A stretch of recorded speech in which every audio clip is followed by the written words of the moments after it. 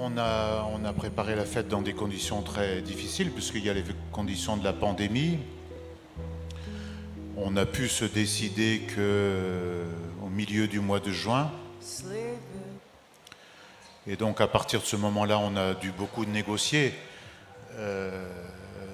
D'abord pour avoir un terrain, pour avoir ce terrain, puisque nous avons deux interlocuteurs. On a les propriétaires des halls du Bourget qui, je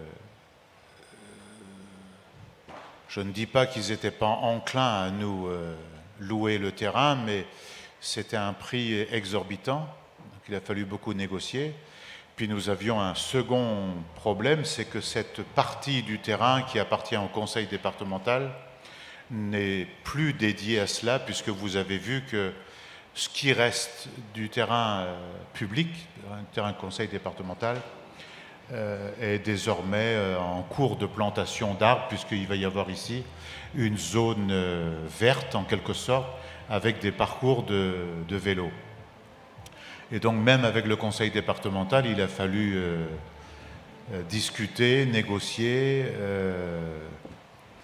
s'engueuler aussi, et on a eu le terrain en vérité qu'aux alentours du 17 juillet. Donc on avait d'abord ces problèmes, ensuite il y avait l'ensemble des problèmes liés à la sécurité sanitaire en quelque sorte. Nous avions présenté un dossier où on a dit qu'on respecterait la norme de une personne pour 4 mètres carrés, ce que nous respectons comme chacun le voit. Et dans les discussions que nous avons eues avec les autorités publiques, avec l'Agence régionale de la santé, avec le préfet, on est tombé sur un accord en présentant un dossier très fourni, très précis. Donc on a eu l'autorisation d'ouvrir la fête vendredi vers 13h, je crois, mais tout s'est bien passé dans de bonnes conditions. Non, la question fondamentale, c'est que, enfin la question, pas fondamentale, mais la question qui nous a été posée, c'est que nous sommes partis très tard. Peu de gens y croyaient, puisque 8 jours avant la fête, ou 10 jours avant la fête, j'étais à Toulouse et il y avait encore des gens qui me disaient « Mais non, mais de toute façon, tu nous racontes des histoires, elle ne se fera pas la fête. » Je leur disais « Mais il y a déjà la moitié de montée, on ne va pas le démonter. » Donc on a été handicapé par ça, parce que dans le fait qu'on, dans certains cercles, on a cru que ça ne se tiendrait pas. Ensuite, il y a eu d'autres handicaps, par exemple, des gens ont eu peur, ce qui se comprend aisément, qu'il y ait une difficulté pour rentrer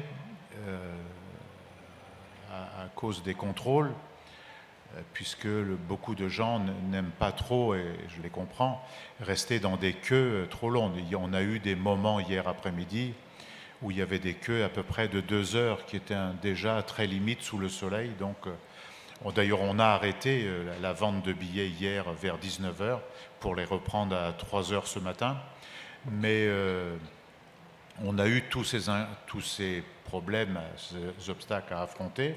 C'est un vrai défi, un peu osé, avec beaucoup de risques, des risques sanitaires, des risques juridiques, puis des risques financiers assez sérieux. Et bon, dans ce contexte-là, personne n'aurait jamais pu imaginer qu'on aurait rassemblé tant de gens hier, dont je ne vous donnerai pas le nombre qu'il y avait à la fête, pour des raisons que vous comprendrez. Et donc... mais on peut parler de succès, là. Grand succès, et dans les caractéristiques, ce que je vois, mais on voit ça depuis dimanche, il y a 8 jours, où il y a des stands qui se montent, il y a des militants qui viennent là. Ce que nous avons dit pendant un temps, ce désir de se retrouver, d'échanger, de parler ensemble, il flotte ici comme un air de liberté, au sens où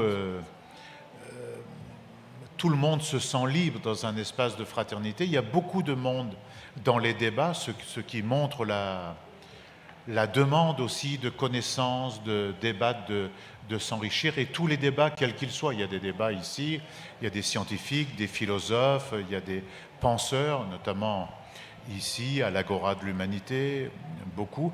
Et on sent cette demande, cette recherche. Et ça, de ce point de vue, c'est positif. Et évidemment, ça nous sort des eaux nauséeuses que nous vivons depuis la fin du mois d'août avec un gars là qui paraît chroniqueur de journaux et qui sera candidat, et chroniqueur de journaux et de télévision, qui va être candidat à l'élection présidentielle, payé on sait bien par qui, et qu'on a mis en compétition avec la cheftaine de l'extrême droite. Ici, il y a la réhabilitation de la politique au sens noble du terme, c'est-à-dire on est dans le débat fraternel, mais aussi dans la confrontation. Quand nous organisons un débat entre le secrétaire général de la CGT et un membre du gouvernement, ou la présidente de la région Île-de-France qui est candidate à l'élection présidentielle face à Fabien Roussel, nous voulons faire vivre cette contradiction, c'est-à-dire ceux qui nous serinent en permanence qu'il y aurait plus de droite, plus de gauche, plus de ci, plus de ça, dans une confrontation honnête, argument contre argument, on voit bien que les citoyens français, ils ont le choix, pour peu qu'on ne les emmène pas dans des chemins, dans des déviations. Donc, on a beaucoup de satisfaction. Maintenant, l'équilibre financier n'est pas totalement assuré, donc nous allons, vous verrez demain, on fera un appel dans l'Humanité pour prolonger la vente du bon de soutien pour équilibrer nos comptes, parce que vous savez qu'on est dans une situation particulière où on ne peut pas faire de déficit sur aucune de nos activités. Il y a quelque chose qui nous a tous frappés, je crois, à commencer par moi, en se promenant un petit peu dans la fête, malgré les activités des uns et des autres, dès vendredi soir d'ailleurs, et alors hier c'était fou, c'est la jeunesse. Qu'est-ce que tu as à dire de ces jeunes qui viennent à la fête? Est-ce que tu penses qu'ils font de la politique, ceux-là aussi? C'est un mélange. Ça, nous le sentons depuis une dizaine de jours, puisque les bons de soutien, c'est historique d'ailleurs dans l'organisation de la fête. Et ça demandera des prolongations sans doute pour les fêtes à venir. C'est que l'essentiel des ventes de bons de soutien et des entrées c'est fait directement par notre plateforme numérique et non pas, comme d'habitude, par la vente militante. Et donc nous sentons cette montée en charge depuis plusieurs jours, toute la semaine dernière, et puis toutes les heures. Ce matin, il s'est inscrit encore 500 personnes pour venir à la fête, qui ont coché leur entrée et qui vont venir donc cet après-midi, et ça continue. Hier, avant-hier, on a eu 6000 personnes qui se sont inscrites sur notre plateforme en direct pour venir à la fête. Et alors, les jeunes, bon, il y a plusieurs facteurs. D'abord, nous sommes le seul événement dans la région, puisque tous les autres, il y avait 3 autres festivals, ils ont décidé de renoncer. Ça dit aussi quelque chose. Ça dit que le modèle capitalistique du spectacle aujourd'hui, avec des grandes vedettes, avec un prix très cher d'entrée, il est plus fragile qu'on ne le croit. C'est-à-dire qu'un modèle comme le nôtre, qui est très discutable par ailleurs, puisqu'il faut quand même équilibrer le projet, il faut savoir que tout ce qu'on voit autour de nous est à la charge de l'humanité, toutes ces constructions sont à la charge de l'humanité. C'est quand même 3 700 000 € d'investissement. Et c'est la moitié moins que ce que nous faisons en temps dans une fête. La fête, il y a 2 ans, c'était 6,4 millions. Mais ce modèle basé sur les associations, les forces politiques, le militantisme, s'avère un modèle solide. Et donc, dans ce modèle-là, évidemment, il y a des jeunes qui, depuis des mois et des mois, ont envie de voir des spectacles, de communier ensemble, ils viennent ici. mais c'est une bonne chose parce que venir communier au sens d'être ensemble, au sens de l'altérité à la fête de l'humanité, ce n'est pas tout à fait neutre. On n'est pas obligé d'y venir. Et donc on fait un bon d'entrée à un tarif populaire qui de surcroît est défiscalisé, ce qui nous rend comme les rois du pétrole, mais ce désir des jeunes de se retrouver, de participer à des spectacles est important. Mais ces jeunes-là, même un jeune qui vient au spectacle, il passe dans un stand, et il regarde un petit peu un débat. Donc, il entend des choses, il se forge des convictions, il se forge des idées. Et ça, de ce point de vue, c'est intéressant. Mais il faut, comment dire, moi, je ne classe pas, je ne déclasse pas non plus, parce que je conçois la fête comme la mise à disposition d'un grand espace culturel, politique, social, citoyen, au service de la culture, du débat démocratique et de la solidarité entre nous, mais de la solidarité internationaliste. Et donc, je ne fais pas de hiérarchie entre ceux qui viennent à la fête. Celui qui vient à la fête, même pour un concert, il vient dans un lieu très particulier et il hume un air très particulier. De ce point de vue, c'est positif. Les jeunes sont à la recherche, sont en quête de quelque chose. Je ne sais pas qui sera capable de leur offrir, mais pour l'humanité, pour ce que nous voulons ou prétendons être, c'est très intéressant pour l'avenir. Alors donc 2022, pour rester sur la fête, ça sera un peu une nouvelle histoire, mais la continuité de l'histoire. On est confronté à la question suivante, c'est que dans le cadre des Jeux Olympiques, ce qu'on appelle le village des médias des Jeux Olympiques va être sur le grand tiers du terrain là-haut, donc qui n'est déjà plus la propriété du conseil départemental, puisque les travaux sont en train de se faire. Et après le village des médias, la zone va être urbanisée. Donc nous ne pouvons plus tenir la fête dans ce format ici, d'autant que de toute façon le conseil départemental va sacraliser l'espace pour autre chose qu'un espace événementiel. Donc nous avons déjà dit que nous serions dans une situation de départ de ce lieu. Nous avons étudié 16 sites au total. Nous avons tout étudié en Seine-Saint-Denis. Il n'y a pas d'équivalent d'abord. Et puis, ce qu'on pourrait prétendre obtenir sont classifiés dans la catégorie qu'on dit Natura 2000, donc protégés, du point de vue de la biodiversité, la verdure, etc. Donc, par exemple, l'ancien parc de la Courneuve, d'ailleurs. Hein ? Par exemple, l'ancien parc de la Courneuve. Oui, et celui-ci... Je dis ça parce que beaucoup se posaient la question en se disant « Mais pourquoi vous ne retournez pas là-bas de l'autre côté ?» Non, on l'a étudié, puis j'ai fait beaucoup de pieds et de mains pour essayer d'y retourner, mais ce n'est pas possible, personne ne nous l'autorisera. Même si des amis ici, localement, voulaient... parce qu'ils perdraient cette qualification. Or, moi, je connais bien les 450 hectares. Je ne connais pas les 450 hectares, mais je connais l'espace des 450 hectares de l'autre côté pour y aller souvent. On ne peut pas se permettre d'être dans un lieu que, entre guillemets, on saccagerait forcément.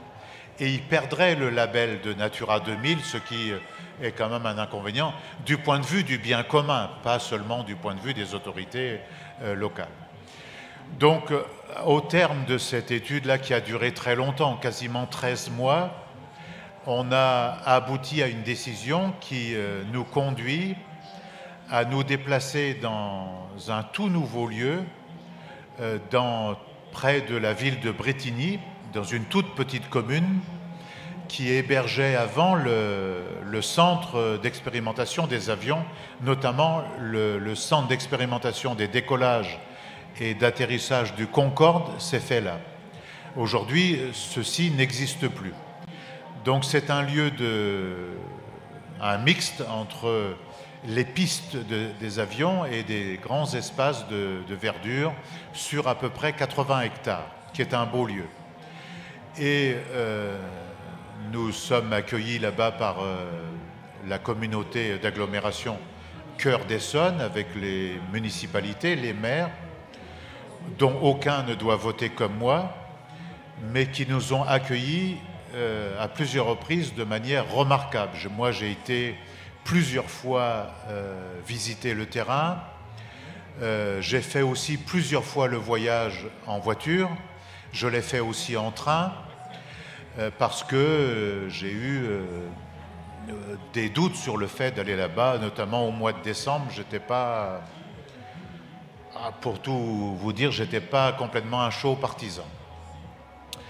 Mais il s'avère, on va faire un travail avec la SNCF pour que les gens d'ici, du cœur de Paris, du Val d'Oise, qui va être le plus loin, avoir des trains suffisamment importants, et la communauté de communes va mettre à notre disposition des navettes gratuites, ce que nous n'avons jamais eu ici. Encore aujourd'hui, nous payons du transport ici, même le transport public. Nous sommes en train de nouer des partenariats. Donc, il y a nous comme opérateurs, nous sommes l'opérateur principal avec les collectivités territoriales. Il va y avoir à côté une ferme expérimentale en agrobiologie et est en train de se construire un espace, une cité pour le tournage de films, de cinéma, sur à peu près 30 hectares. Nous, notre surface, c'est 80 hectares à peu près. La ferme, c'est 20-25 hectares. Cité du cinéma, il va venir d'autres choses. Donc, à partir de là, nous sommes en train de... Bon, là, on a arrêté un petit peu cet été, mais on va recommencer demain. On va beaucoup travailler pour réinventer une fête de l'humanité qui aura des caractéristiques de celle-ci, mais qui dépassera également celle-ci. Il y a un certain nombre de choses que nous allons travailler autrement. Par exemple, je vous parle de la ferme agrobiologique. Nous discutons déjà de la possibilité de faire des cultures et de l'alimentation qui permettrait de nourrir les participants à la fête en lien avec les restaurants et les cuisines de la fête. Pareil avec l'espace cinéma.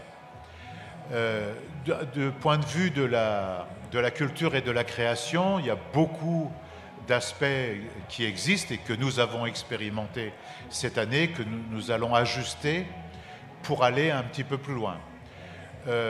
Mon grand souhait, c'est d'essayer, et ça, on va le négocier dès le mois d'octobre et novembre, ce serait d'essayer de revenir dans le contexte d'aujourd'hui, qui n'est pas simple à cause de les coûts sont différents, mais je voudrais revenir à ça, refaire venir dans la fête des grands groupes internationaux pour relever en quelque sorte encore son cachet. Moi, j'en étais partisan déjà pour ce lieu, mais je suis encore plus partisan pour là-bas. Je suis pour que dès le jeudi soir, nous fassions un grand concert ouvert à tous et toutes, avec un ou deux grands artistes de stature internationale qui serait à la fois la fête sans être la fête, puisqu'il faudrait avoir une entrée particulière et il nous faut une organisation particulière. Parce que ici, quand c'était une fête normale sans les travaux là, vous voyez bien qu'on ne pouvait pas utiliser la grande scène et le terrain en face comme nous le voulions, parce que avec les stands que nous mettions de toute façon tout autour, il y avait une multitude de problèmes. Parce que si on fait un tarif pour cette soirée-là, c'est difficile de canaliser, c'est difficile faire fonctionner ces stands. Donc il faut inventer beaucoup de choses. Et donc à la fois la géographie de la fête va être bouleversée, le contenu culturel, artistique de la fête va être changé pour être amélioré. Et on parlait des jeunes tout à l'heure, les jeunes, ils n'hésitent pas à se déplacer. Moi, je suis quelques kilomètres du Festival des Vieilles Charrues de Carhaix. Je suis toujours assez époustouflé de l'endroit d'où viennent les jeunes. C'est un peu de partout. Et on est en train de discuter de la possibilité, mais bon, pour l'instant, on ne peut pas se mettre d'accord parce que c'est très cher, mais on veut inventer un système d'hôtel mobile à condition que ce soit pas trop cher autour de la fête. Et avec la communauté de communes, on est déjà en train de travailler à un système d'hébergement pour celles et ceux qui ne pourront pas partir et revenir tous les jours, un système d'hébergement chez l'habitant. C'est-à-dire on va associer les habitants des villes au fait que la fête soit sur leur territoire, comme on va associer les services, les institutions et surtout les milieux culturels de ces villes-là, les maisons de la culture, les théâtres. On va les faire pénétrer dans la fête. Donc on veut faire quelque chose d'assez nouveau qui va du local au mondial. Ici, on le faisait un peu, on l'a expérimenté notamment avec la scène Zebrock, mais nous voulons agrandir cela parce que ça permettra de faire découvrir des jeunes talents, c'est-à-dire que la fête va s'immerger encore plus qu'ici dans le territoire, dans les territoires là-bas, sans évidemment oublier les autres, mais elle va donc être totalement renouvelée. Bon, je ne peux pas vous en dire plus aujourd'hui, parce que de toute façon, d'ici, je pense qu'aux alentours à partir du mois de novembre, on va consulter tout le monde, tous les stands qui sont à la fête, les Amis de l'Humanité, les stands militants, les stands d'associations, d'autres stands institutionnels. Vous savez, nous avons ici le syndicat des avocats de France. On a le bâtonnier de Paris est sur la fête, par exemple. Donc, ça aussi, nous voulons développer ça. Parce que j'ai discuté assez longuement avec lui hier. Je lui dis, vous savez, il est d'accord avec moi, je dis, vous savez, aujourd'hui, comme il y a une grosse judiciarisation de toutes les activités, etc., vous auriez un grand stand de rencontres avec les participants de la fête et même faire des possibilités de mini-consultations sur l'enjeu des droits, c'est un service. Ça, c'est un exemple, mais il y a beaucoup de choses à... Donc, on veut renforcer tout ça, la culture, le caractère populaire, le caractère de service, comme nous voulons le faire pour nos journaux, d'ailleurs. Beaucoup d'innovations en perspective. Patrick, forcément, un mot sur ça. Il n'y a pas si longtemps que ça, l'humanité a traversé une crise financière sérieuse, très sérieuse même, qui a eu des conséquences, mais qui a occasionné aussi une énorme mobilisation populaire et citoyenne. Où en est-on aujourd'hui, concrètement ? Si on veut, il y a plusieurs facteurs à prendre en compte. Il y a d'abord le cadre général dans lequel nous évoluons,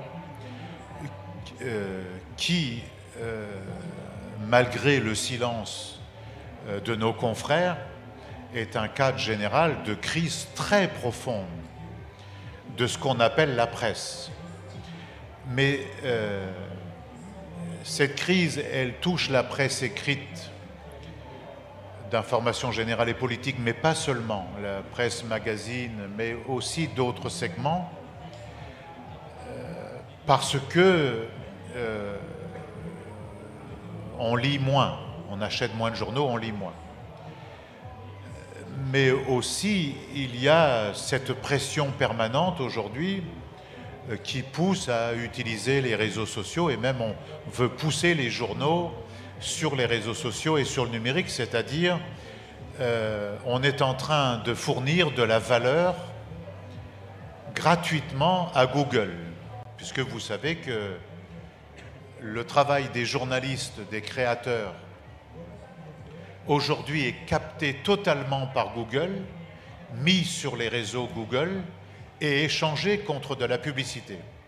C'est-à-dire qu'il laisse, c'est la double peine, il laisse aux éditeurs de presse, comme entreprise, les coûts de production et de distribution, et ils enlèvent à ces mêmes éditeurs de presse de la publicité dont, à l'échelle de la planète, la majorité des dépenses publicitaires des firmes aujourd'hui vont chez les géants du numérique. Donc on est en train d'asphyxier la presse. Ça, c'est un aspect. Second aspect, pour l'humanité. Ce que je veux dire d'abord, avant tout, c'est, si vous voulez, ma question principale, ma préoccupation principale. Et d'un côté, j'en suis très content, d'un autre, j'ai beaucoup de difficultés. Ce dont je suis très content, c'est que la grande force de l'humanité, c'est le travail, la volonté, le courage, l'abnégation, la détermination de celles et ceux qui y travaillent. Nous avons aujourd'hui à l'humanité une équipe de rédaction totalement renouvelée, avec un encadrement et des journalistes très jeunes, qui sont dévoués, qui font des efforts considérables dans des conditions difficiles. Je le dis souvent, mais il faut bien mesurer que la journée, la semaine d'un journaliste à l'humanité est harassante. Pourquoi? D'abord, nous avons une première difficulté, nous ne pouvons pas faire comme dans le temps, clôturer le journal à minuit, minuit et demi ou 1h du matin. Nous sommes contraints de clôturer le journal définitivement avant 19h. Et le tiers du journal est livré avant 18h. Donc, c'est des contraintes extrêmement lourdes. Vous vous imaginez, par exemple, la semaine dernière, et la semaine d'avant, nous avons malheureusement 2 décès de personnes que nous aimons, Jean-Paul Belmondo et Mikis Theodorakis. Nous avons prévu de faire un journal à 9h du matin. On vous annonce à 14h30 qu'il y a un décès d'une personnalité de ce niveau. Eh bien, il faut refaire une bonne partie du journal. Donc, l'effort qu'on demande à nos équipes, à nos journalistes, c'est un effort de créativité, un stress, une angoisse dont on ne mesure pas toujours les effets. Je ne demande pas d'ailleurs qu'on la mesure forcément, mais je demande de comprendre ça. Belmondo, c'était 16h15 même. 16h15. Donc je demande de comprendre ça. Pourquoi? Parce que moi, évidemment, je veux que le journal soit toujours le mieux possible. Bon. Et d'ailleurs, je suis trop exigeant. Mais je sais en même temps la difficulté parce que moi, je serais heureux que des lecteurs, des lectrices, des amis de l'humanité viennent un jour ou plusieurs jours par groupe et se mettent à la place de la rédaction. On leur donne la feuille blanche devant l'écran et on leur dit « tu nous écris sur ce sujet ». C'est très difficile. C'est un travail très difficile. Et à l'humanité, il y a des gens formés à l'écriture, mais il y a aussi des gens qui, et c'est heureux, je souhaiterais que ça continue ainsi, il y a des gens qui, à l'origine, ne sont pas journalistes, qui n'ont pas de formation de journaliste. Je crois Jean-Emmanuel s'est formé sur le tas. Je vois Charles Sylvestre, son itinéraire n'est pas celui de Gérard Lepuil, n'est pas un itinéraire de journaliste. Ce sont des ouvriers, ce sont personnes qui avaient d'autres travaux, d'autres métiers avant. Donc, ils ont fait ces efforts-là. Alors, certes, il y a aussi des stagiaires, des journalistes professionnels, mais même un journaliste professionnel, il faut qu'il soit longtemps à l'Humanité avant d'en comprendre tout le sens et de pouvoir se fondre dans l'orientation éditoriale qui n'est pas toujours si évidente. Et elle est moins évidente qu'avant parce que c'est un brouillamini total. Le débat d'idées, l'information est dans un brouillamini total. Aujourd'hui, ce n'est plus l'AFP qui vous dicte le sujet du jour. Ce sont les réseaux sociaux, c'est Twitter, c'est Facebook.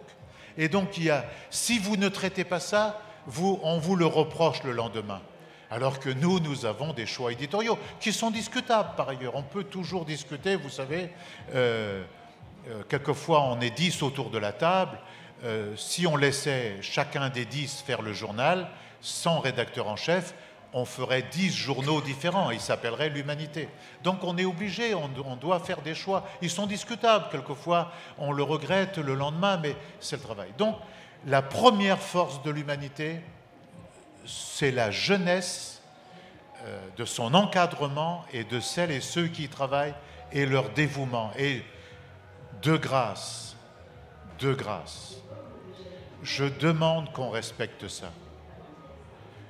Je vois trop de choses sur les réseaux sociaux qui sont totalement contraires à notre éthique, à l'éthique de Jaurès ou de Marcel Cachin, ou pour venir d'un autre endroit, moi, on m'avait demandé, parce que j'étais l'adjoint d'André Lajoigny, j'ai été un temps directeur adjoint de la Terre, puis directeur de la Terre. Waldeck-Rochet, qui est un paysan de Saône-et-Loire, il avait une conception du journal que ceux qui écrivent sur les réseaux sociaux aujourd'hui, sans doute critiqueraient Waldeck-Rochet et peut-être Jean Jaurès. Donc, je demande de respecter ça.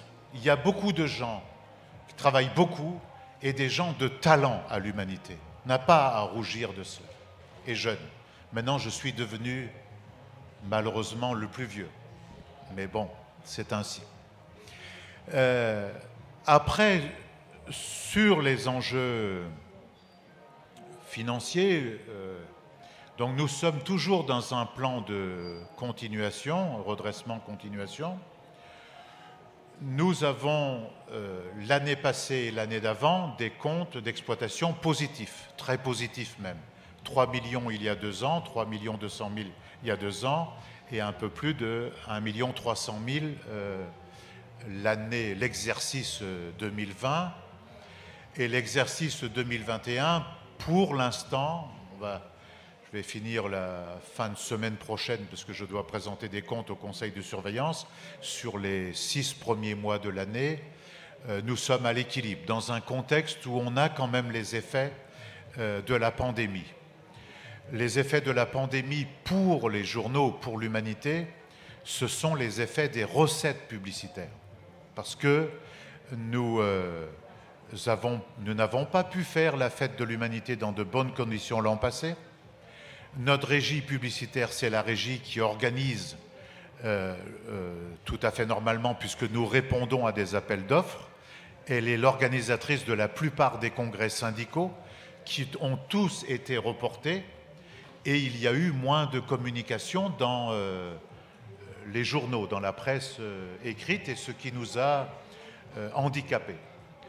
Et ça nous a handicapés lourdement, puisque notre régie publicitaire, je vais vous en dire 2 mots, elle s'est trouvée dans une situation de quasi-cessation de paiement qui était assez grave, puisqu'elle allait tirer l'ensemble dans une situation de liquidation totale, puisque l'endettement de la régie publicitaire du fait de la non-tenue des événements était très importante, puisqu'elle était au-dessus de la trésorerie du groupe, puisqu'elle touchait quasiment 5 millions d'euros. Je vous expliquerai, on a rétabli la situation, mais ça reste difficile. La fête, le numéro spécial programme que vous avez, les événements de la fête, vont permettre de conforter le redressement que nous sommes en train d'entamer. Donc, du point de vue de nos équilibres comptables, malgré ces inconvénients-là, bon, je pense qu'à l'heure-là, sur l'exercice 2021, on est à peu près à 100 000 euros près à l'équilibre comptable. Une trésorerie, si la fête de l'humanité, elle répond à ce que je souhaite, on va reconstituer d'ici 15 jours, 3 semaines, la totalité de notre trésorerie, parce que nous avons une échéance. Le 30 mars prochain, nous devons payer 3 millions de dettes à nos créanciers principaux, puisque nous avions 5 créanciers principaux pour 6 millions d'euros. Nous en avons payé une partie, mais j'avais fait une demande auprès du procureur de la République pour reporter le plan de continuation de l'humanité. Il avait accepté de le reporter les paiements de 2 ans, et donc ça sécurisait l'ensemble. Ce n'est pas qu'on ne pouvait pas payer les dettes à ce moment-là, mais j'ai eu tellement peur d'un effondrement pendant la pandémie que je me suis adressé à lui et au président du tribunal, et ça nous a été accordé assez facilement. On a, de ce point de vue, eu une belle collaboration, et je leur en serai toujours reconnaissant. Et donc, si la fête ne crée pas de déficit, et je pense, à l'heure où je vous parle, je pense que la fête est à l'équilibre économique. Elle est à peu près à l'équilibre économique. Donc, elle ne dégage pas de bénéfices. Je rappelle que dans le plan de continuation, le tribunal nous demande de dégager sur la fête 500 000 euros de marge. Donc, nous allons, à partir de demain matin, dire de continuer à vendre le bon de soutien comme un soutien à notre économie, parce qu'il faut payer tout ce que vous voyez. Mais surtout, ce qui nous est arrivé, c'est que la pandémie, le Covid, nous génère un surcoût de 100 000 euros, parce qu'on doit faire un double contrôle. On a mis des masques à disposition, on a mis du gel hydroalcoolique, et on a pris beaucoup de dispositions supplémentaires pour protéger les participantes et les participants à la fête. Et il y a eu un deuxième surcoût qui avait été mal évalué, c'est qu'on s'est aperçu 8 jours avant de venir sur la fête, c'est-à-dire vers le 10 août, on s'est aperçu que les infrastructures que nous avions ici, c'est-à-dire les infrastructures pour l'électricité, pour l'eau et l'assainissement, ont été démolies avec les travaux faits par la société Solidéo, qui est l'aménageur du village des médias, puisque avec les pelleteuses, ils ont creusé, etc., parce que tout le monde avait en tête que c'était terminé, il n'y aurait plus jamais eu de fête de l'humanité ici. Donc ça, c'était aussi un surcoût extrêmement important de 500 000 euros que nous négocions, mais qui va augmenter les coûts. Donc vous avez vu, 500 000 plus 100, 600 000, il suffit de ça pour prendre un bouillon manifeste. Donc je crois qu'on a rattrapé un peu de ce retard-là, et on va reconstituer une partie des capitaux comme ça. Donc je pense que dans le courant du mois de novembre et décembre, notre trésorerie va être équivalente à celle de fin du mois de juin. On va pouvoir payer nos créanciers. Donc on est de ce point de vue, du point de vue économique, on est dans une bonne situation. Ça ne veut pas dire qu'il ne faut pas faire des efforts. On lancera une souscription vraisemblablement au mois d'octobre, octobre jusqu'à la fin décembre, et on va à nouveau lancer un appel à abonder le fonds de dotation de l'humanité, également en novembre, parce que nous avons déjà fait un appel qui a permis de l'abonder de 700 000 euros. Il serait bien de l'abonder d'à peu près autant, parce que vous savez, on a fait le fonds de dotation pour empêcher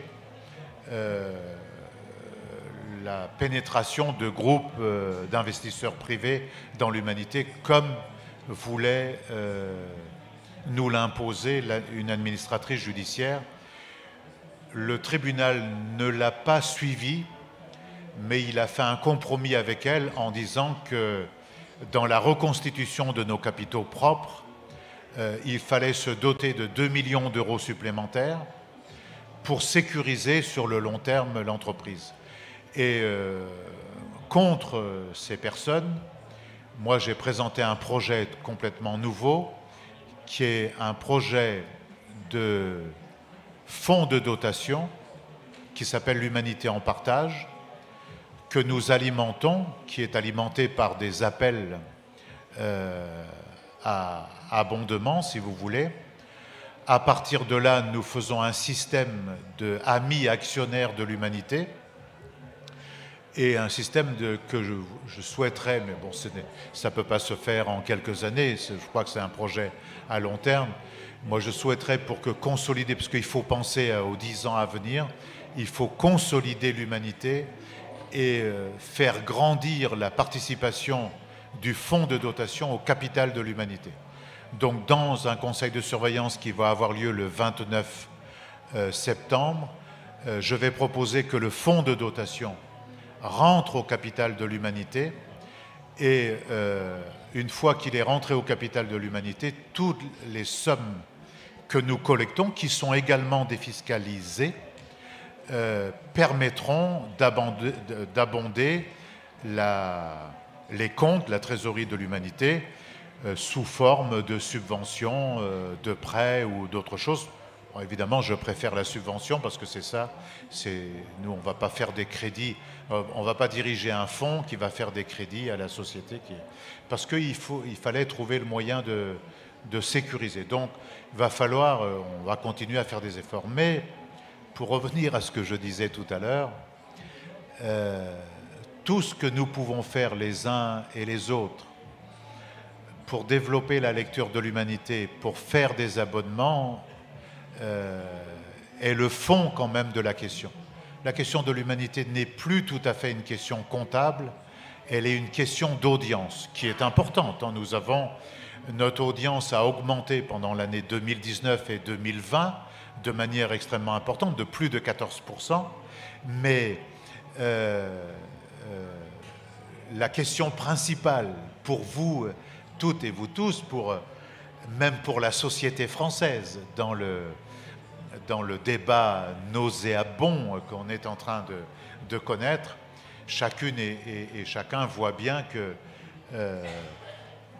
lire et faire lire l'humanité, c'est donner un peu de liberté à nos esprits, un peu de moyens de comprendre les événements, d'avoir des éléments de repérage, de compréhension, et des éléments, dès lors qu'on a les moyens de repérage et de compréhension, on est un peu plus libre pour agir. Et donc, ce n'est pas les petits désaccords qu'on peut avoir avec tel ou tel article qui doit nous conduire à nous désabonner. Vous savez, s'il fallait se désabonner à chaque fois qu'on n'est pas d'accord avec 3 lignes de l'humanité, ben vous savez, je démissionnerais au moins 3 fois par jour et je me désabonnerais plusieurs fois par jour. Et je suis abonné, moi, à d'autres revues et d'autres journaux. Moi, je ne m'abonne pas à d'autres revues ou d'autres journaux pour soutenir un parti politique. Moi, je m'abonne à ces revues et ces journaux pour m'instruire, pour me faire mon opinion. Parce que j'y trouve un certain nombre de choses. L'humanité, ce n'est pas que les pages politiques. L'humanité, c'est la politique, c'est les pages sociales. Qui fait tant que nous pour traiter les questions sociales?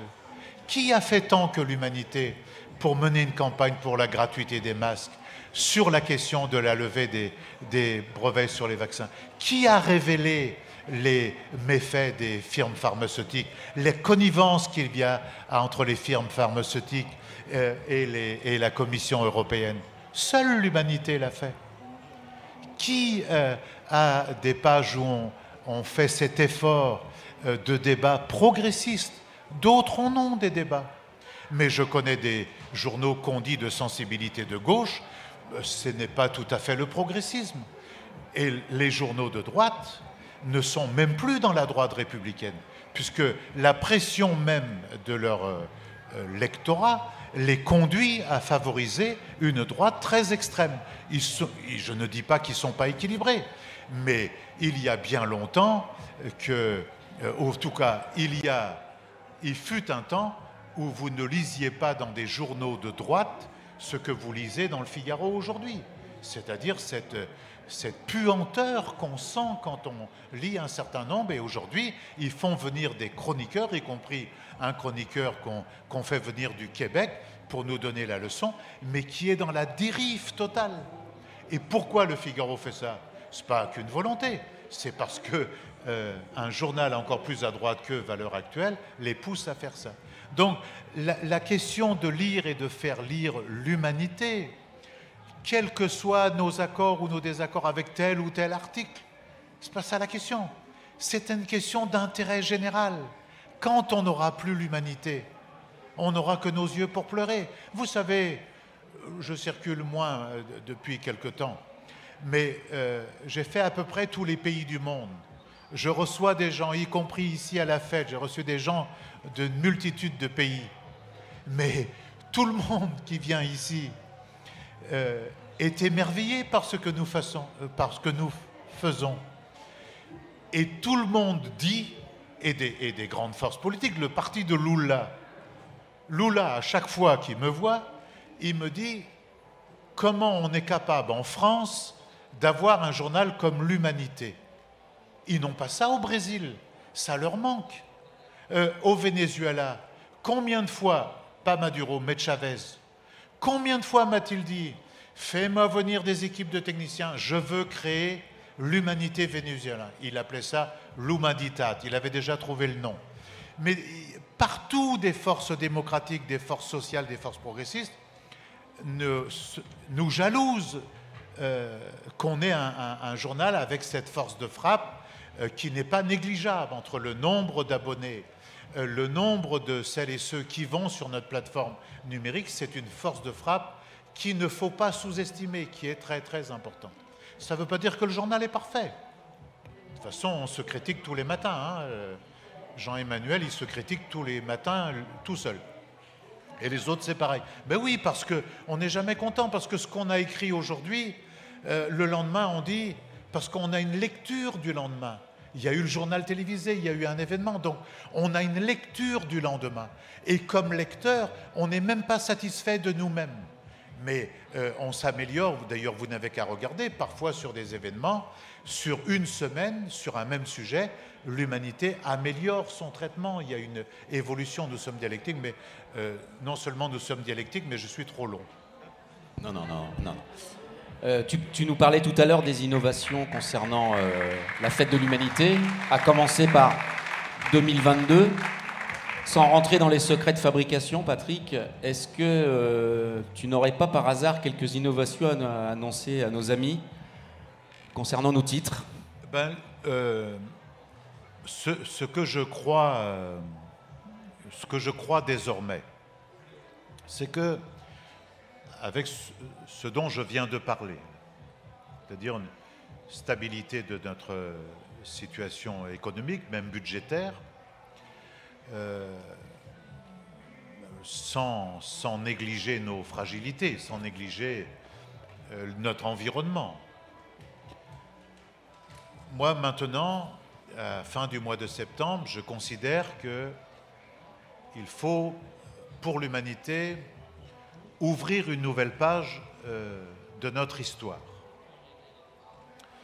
J'ai dit pour la fête tout à l'heure, je ne vais pas donc le redire, la fête fait partie d'un de ces chantiers de rénovation, de modernisation, d'amélioration, d'invention que nous voulons faire. Il y a ensuite le contexte, l'environnement médiatique général, la nécessité de mener de manière beaucoup plus ténue la bataille idéologique, culturelle, qui nous conduit à penser, c'est un chantier qui est entamé depuis plusieurs mois maintenant, et qui devrait s'achever vers le 20 novembre. Après, je crois qu'il y a des vacances qu'on appelle les vacances de Toussaint. Après ce cycle de vacances-là, nous souhaitons qu'il y ait des rénovations très profondes de l'humanité et de l'humanité dimanche. On a fait pour cela plusieurs enquêtes par nous-mêmes. On a relu tout le courrier des lectrices et des lecteurs que nous recevons. On a, pendant plusieurs mois, fait noter par celles et ceux qui fidélisent les abonnements et qui appellent les abonnés, et ceux qui reçoivent les appels téléphoniques, l'ensemble de ce qu'on leur disait, et on a conforté ça par plusieurs enquêtes de l'IFOP.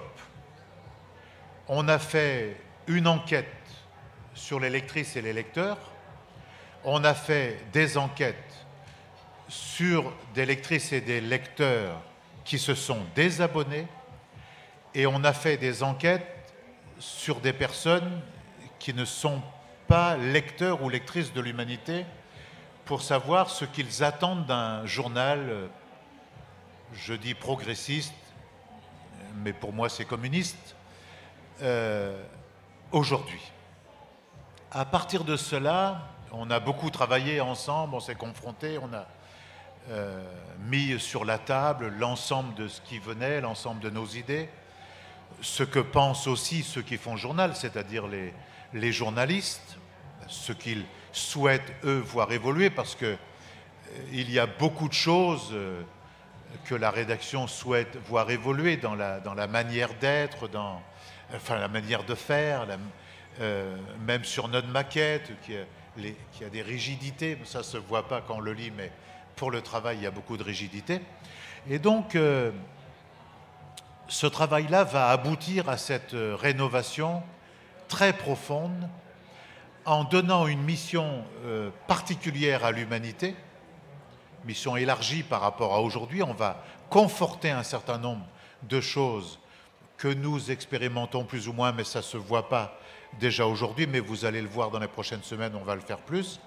Et on va donner une mission spécifique également à l'Humanité Dimanche, que là, on a testé, peut-être, si vous êtes attentifs, vous aurez remarqué que depuis le mois de juin, on a testé un certain nombre de choses pour en faire un magazine populaire qui traitera évidemment l'actualité, mais sous forme beaucoup plus magazine.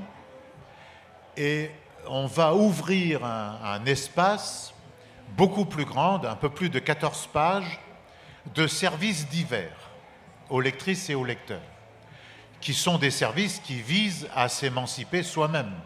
Si on vous conseille un livre, c'est pour s'émanciper.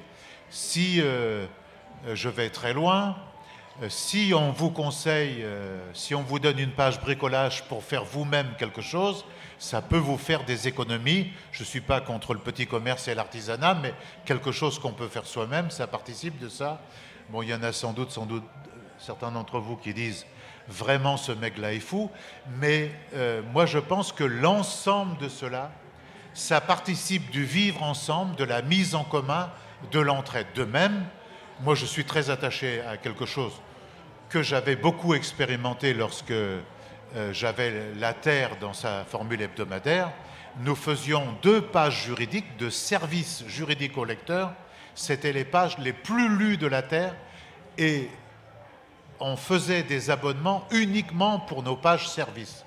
Mais dire ce qu'il y a dans le droit, c'est aussi permettre de se défendre et de se donner des moyens pour voir comment on peut soi-même se défendre. Ça ne remplace pas les avocats, évidemment, mais ça permet de s'émanciper. Même si on n'est pas d'accord avec la loi, on peut ne pas être d'accord avec la loi qu'on est censé voir appliquée à autrui ou à soi-même. Donc, on va faire ces 2 rénovations extrêmement importantes. Puis, dans l'année 2022, pour le terminer en 2023, nous rénoverons également la totalité de notre plateforme numérique pour tenter de faire un saut considérable vers une plateforme numérique globale qui, à partir de ce que nous avons aujourd'hui, ce sera une plateforme beaucoup plus fournie. Elle est déjà fournie aujourd'hui, ce qui fait du travail supplémentaire d'ailleurs pour nos équipes. Et nous ferons beaucoup plus de vidéos, nous utiliserons beaucoup plus de moyens de communication qui va développer la mise à disposition de l'humanité de ces contenus à beaucoup plus de gens encore qu'aujourd'hui. C'est-à-dire que la stratégie qu'on est en train d'expérimenter aujourd'hui, entre guillemets, d'un média global sous le nom de l'humanité, qui va comprendre l'humanité, l'humanité dimanche, la plateforme numérique, le relancement de la Terre sous forme de magazine, mais qui n'est même plus le magazine de la ruralité, qui devient le magazine du vivant. C'est-à-dire que nous accrochons à un projet qui vise à mettre en commun le producteur de denrées alimentaires, le consommateur, l'habitant des zones rurales et l'habitant des zones urbaines, pour faire des liens, et tout ça entrecoupé par cette grande question du vivant, qui va d'ailleurs, si vous le regardez la Terre, je vous conseille de le regarder, que nous allons aussi, là on en a fait 4 numéros, on va, là dans le prochain numéro, on va l'améliorer, et la question du vivant va traverser cette revue-là à partir des enjeux d'aujourd'hui, c'est-à-dire, pour moi, la question sociale, humaine, anthropologique, et la question écologique, la question environnementale, la biosphère, la biodiversité, les enjeux climatiques, qui ont des effets sur les paysans, ils en sont très victimes, et qui a des effets évidemment sur les consommateurs. Et on a un projet assez profond là, je souhaite d'ailleurs que demain ça devienne un laboratoire sur ces enjeux-là. L'autre revue que nous expérimentons, que nous avons lancée, qui a aussi une plateforme numérique comme la Terre, bien moins fournie que celle de l'humanité, mais nous sommes en phase d'expérimentation, en lien avec ce que je viens de dire tout à l'heure, l'humain, c'est la question du travail. L'humain et le travail, pas l'emploi, le travail. Parce que je considère, moi, que l'emploi est un terme utilisé pour les capitalistes pour développer un marché qui fait que le travail est une marchandise, c'est-à-dire ce que disait Marx, on vend sa force de travail parce qu'il y a quand même une idée simple, vous entendez toujours, il nous donne du travail. Vous savez, une fois, quand j'étais dans le Morbihan, j'avais à la Gacilly, dans le département, un grand groupe que vous connaissez sûrement, qui s'appelle Yves Rocher. C'était une des entreprises les plus importantes du département. Et les camarades de la fédération à l'époque avaient eu une idée de génie. Comme nous n'avions pas de candidat, parce que Yves Rocher, il avait l'usine, il était maire de la Gacilly, il était aussi conseiller général. Et les camarades de ma fédération avaient eu une idée géniale, comme on n'avait pas de candidat, ils m'avaient dit, ce serait bien que tu ailles affronter Yves Rocher. Bon, ça n'a pas été à mon avantage, on a fait à peu près la même, en chiffres on a fait pareil, mais il y a juste une petite différence, lui il a fait 98% et moi 98 voix, c'est vous dire. Mais ce que j'ai retenu de cette campagne, j'allais souvent à l'usine, devant l'usine. Et c'était en général des femmes, des jeunes femmes de la ruralité dont le mari était paysan. Donc la double exploitation. Et les femmes elles disaient, oh, vous êtes bien gentils, etc. Mais qu'est-ce que vous allez faire de mieux? Bon, moi, je disais évidemment que j'allais faire une révolution transcendantale pour leur bien-être. Et elle me disait simplement, oui, mais c'est vrai, mais lui, il nous donne du travail. Et alors, à partir de là, depuis ce temps-là, je cogite à cette phrase. Et en fait, j'ai découvert qu'en fait, les patrons ne donnent pas de travail. C'est qu'on va leur vendre notre force de travail. Ils exploitent notre force de travail. C'est pas tout à fait pareil. Donc, il y a dans l'imagerie populaire, il y a une inversion qui empêche une prise de conscience pour lutter contre le capital. Et donc, la décision de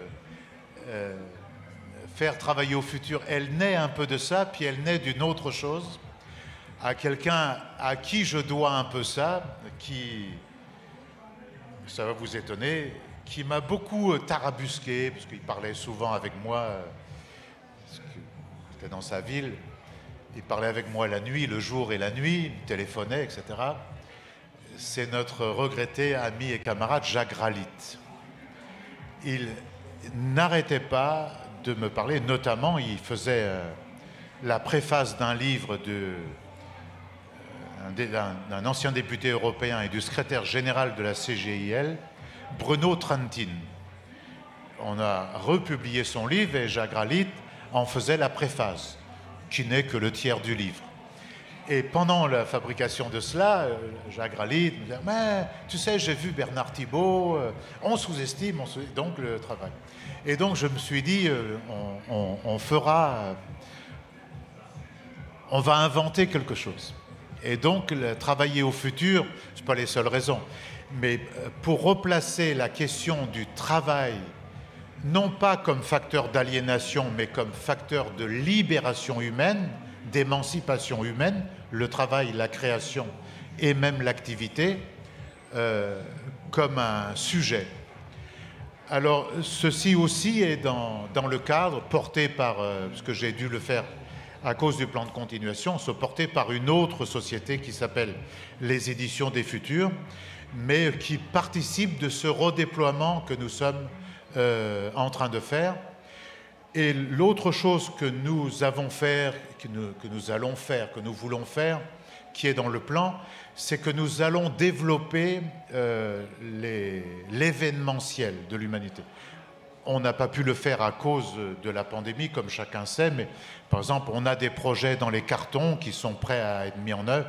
Par exemple, on veut relancer dans un format à nous les 6 jours de Paris, la compétition cycliste qu'il y avait à l'époque, mais on ne va pas le faire comme à l'époque. Il y aura une compétition de professionnels sur on a déjà commencé à négocier le vélodrome de Vincennes pour le réhabiliter avec la mairie de Paris.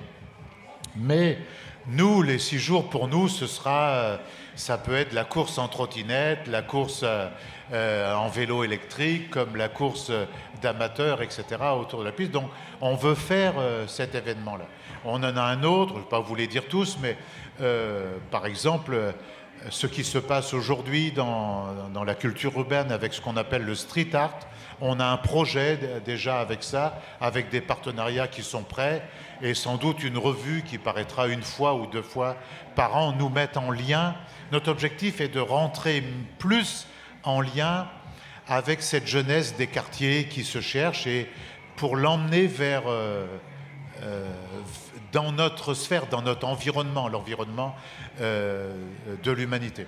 Nous allons faire d'autres développements dans le sport qui sont actuellement quasiment bouclés, en cours de route, avec des partenariats avec des télévisions. Que ça, par contre, ce n'est pas totalement fini. Ce que j'ai dit tout à l'heure sur la fête de l'humanité tout en étant l'avant-fête de l'humanité. Et le terrain là-bas, au cœur d'Essonne, vraisemblablement nous amènera à imaginer des événements qu'on pourra faire là-bas, moins importants que la fête, mais il y a de nouvelles choses, beaucoup de choses à imaginer. Donc,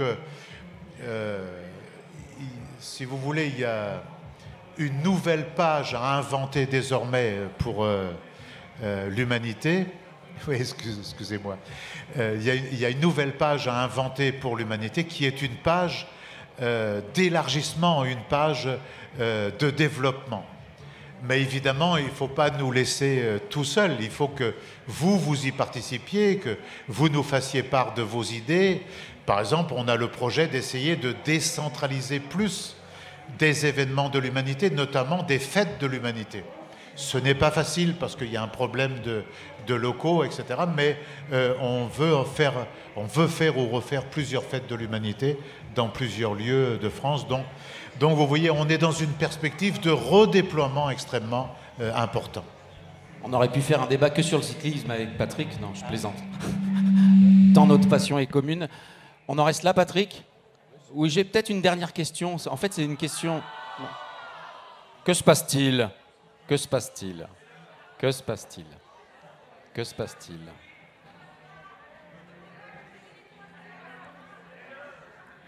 J'ai une dernière question, Patrick. C'est la ligne éditoriale du journal, en fait. Tu peux y répondre brièvement. On est à la fête, il y a beaucoup de questions, on rentre dans une campagne électorale, il y a beaucoup d'interpellations sur le journal. Comme on parle de l'avenir. Oui, notre orientation éditoriale, elle est contenue dans l'éditorial de Jean Jaurès. Nous voulons donner à toutes les intelligences libres de comprendre par elles-mêmes les événements du monde. C'est-à-dire, nous voulons faire un journal qui permette à chacune et chacun de se faire son opinion, d'être au service du mouvement transformateur, du mouvement social et syndical, du mouvement culturel, de tout ce qui bout dans la société, tout ce qui se crée dans la société. Et nous sommes, il y a plusieurs orientations journalistiques des éditeurs de presse, nous sommes un journal authentiquement communiste, mais au sens du communisme originel. Et donc, il n'y a pas de modification profonde à cela, sauf il y a la nécessité d'un renforcement peut-être de cette orientation-là. Un grand merci à Patrick Le Yarrick, directeur de l'Humanité. Merci Patrick. Bonne fin de fête, grande fête.